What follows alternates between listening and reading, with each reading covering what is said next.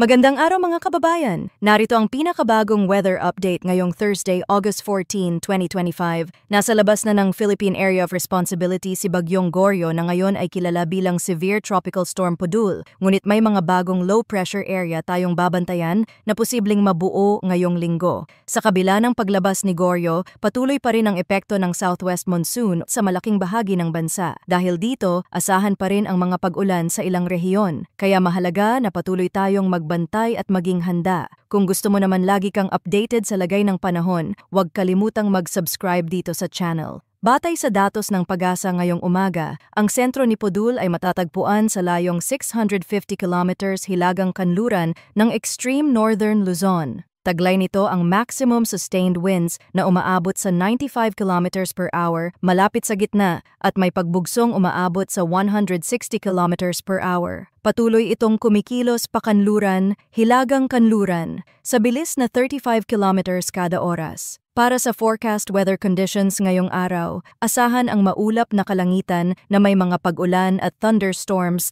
sa Metro Manila, Ilocos Region, Calabarzon, Mimaropa, Bicol Region, Visayas, Zamboanga Peninsula, Northern Mindanao, Caraga, Zambales, Bataan, Pampanga, Tarlac, Bulacan at Davao Oriental. Dulot ito ng southwest monsoon na maaring magdulot ng pagbaha at landslide lalo na kung magpapatuloy ang katamtaman hanggang malakas na buhos ng ulan. Sa nalalabing bahagi ng bansa, bahagyang maulap hanggang maulap ang kalangitan na may mga panandaliang pag-ulan at thunderstorms. Dahil sa localized thunderstorms, mag-ingat pa rin dahil kahit panandalian lamang, maaaring magdulot ito ng biglaang pagbaha o pagguho ng lupa kapag malakas ang ulan. Sa lagay ng hangin at karagatan, sa Luzon ay inaasahang katamtaman ng hangin mula timog kanluran hanggang timog silangan na may katamtamang taas ng alon na mula 1.5 hanggang 2.5 meters. Sa Visayas at Mindanao naman, mahina hanggang katamtaman ng hangin mula timog kanluran na may banayad hanggang katamtamang taas ng alon na mula 0.6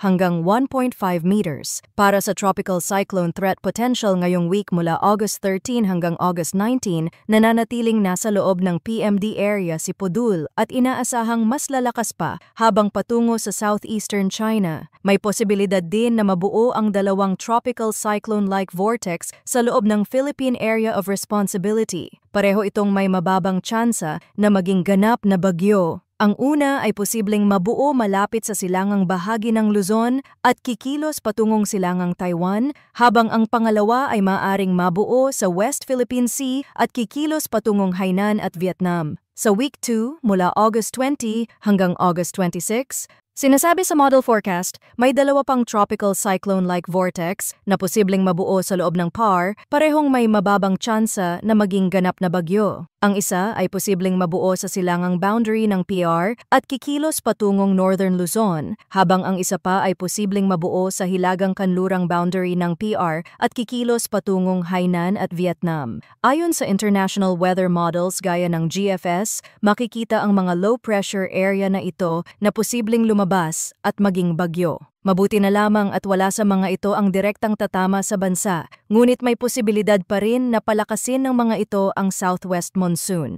Marami pang maaaring magbago kaya't manatiling nakatutok sa mga susunod na ulat ng Pag-asa at ng ating channel para sa pinakabagong update.